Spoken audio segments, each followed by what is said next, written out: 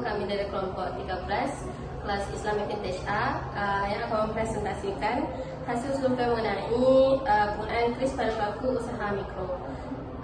Survei ini bertujuan untuk mengetahui bagaimana penggunaan manfaat serta pengalaman pelaku UMKM dalam pemanfaatan kris sebagai metode pembayaran di sini.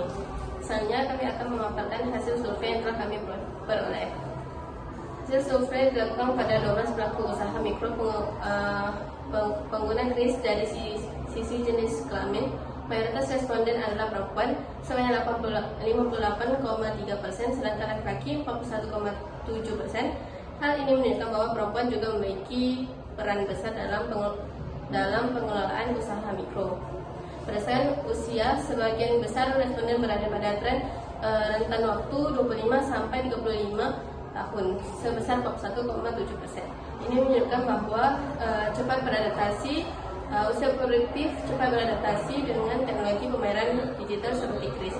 Dari jenis usaha, mayoritas bergerak di bidang makanan dan minuman, yaitu 66,7%. Hal ini wajar karena usaha kuliner memiliki frekuensi transaksi yang tinggi sehingga membutuhkan metode pembayaran yang praktis. Sebagian besar responden memiliki omset sekitar 2-5 juta, yang berarti kris ini tidak hanya digunakan oleh usaha besar, tapi juga oleh usaha mikro dengan omset yang relatif kecil. Nah, di sini saya juga akan menjelaskan sedikit penggunaan QRIS dan persepsi manfaatnya apa. Nah, penggunaan QRIS, pada indikator penggunaan QRIS itu diperoleh rata-rata skor 3,85% yang termasuk kategori tinggi. Nah, hal ini juga menunjukkan bahwa para pelaku usaha sudah cukup mampu menggunakan QRIS dalam aktivitas usahanya. Indikator tertinggi adalah kemampuan mengakses fitur dan informasi QRIS dengan skor 4,17%. Nah, artinya sebagian besar merchant ini tidak mengalami kesulitan dalam mengoperasikan QRIS. Sementara itu, indikator terendah adalah intensitas penggunaan QRIS dengan skor 3,50. Nah, hal ini juga menunjukkan bahwa meskipun QRIS sudah tersedia, tidak selalu pelanggan menggunakan pembayaran digital karena sebagian masih memilih pembayaran tunai. Selain itu, beberapa responden juga menyampaikan bahwa kendala utama penggunaan QRIS itu adalah di jaringan internet yang kurang stabil. Terus, manfaatnya dan kemudahannya, dimensi ini memperoleh nilai rata-rata tertinggi yaitu 4,36, yang artinya merchant ini merasakan manfaat dan kemudahan yang sangat besar dari penggunaan QRIS. Indikator dengan nilai tertinggi adalah manfaat QRIS bagi kepuasan pelanggan dan kemudahan akses QRIS bagi pelanggan dengan skor masing-masing 4,50.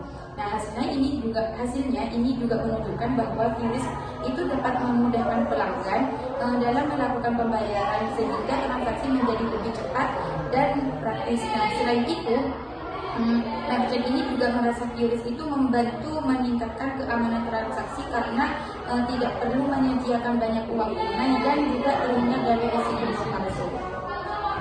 Nah, selanjutnya itu perilaku dan pengalaman menggunakan kris. Nah, di sini memperoleh rata-rata skor 4,15% yang termasuk kategori tinggi. Nah, indikator tertinggi adalah kenyamanan dan keamanan dalam menggunakan kris dengan skor 4,58%. Ini merupakan skor tertinggi dari seluruh indikator penelitian. Nah, hal tersebut menunjukkan bahwa para pelaku usaha merasa nyaman dan aman menggunakan kris dalam kegiatan transaksinya sehari-hari. Selain itu, responden juga percaya bahwa kris itu dapat meningkatkan kinerja usaha dengan skor 4,33%. Nah, sedangkan indikator ketergantungan terhadap kris memperoleh skor 3,58%. Hal ini menunjukkan bahwa sebagian besar usaha itu masih menggunakan sistem pembayaran tunai dan digital. Nah, adapun kesimpulannya bahwa kris telah diterima baik oleh pelaku UMKM. Merchant merasa kris mudah digunakan, bermanfaat, aman, dan mampu meningkatkan kepuasan pelanggan. Meskipun masih terdapat beberapa kendala berupa jaringan internet dan belum semua pelanggan menggunakan pembayaran digital. Nah, secara keseluruhan, kris telah membantu mempercepat proses transaksi dalam mendukung digitalisasi UMKM.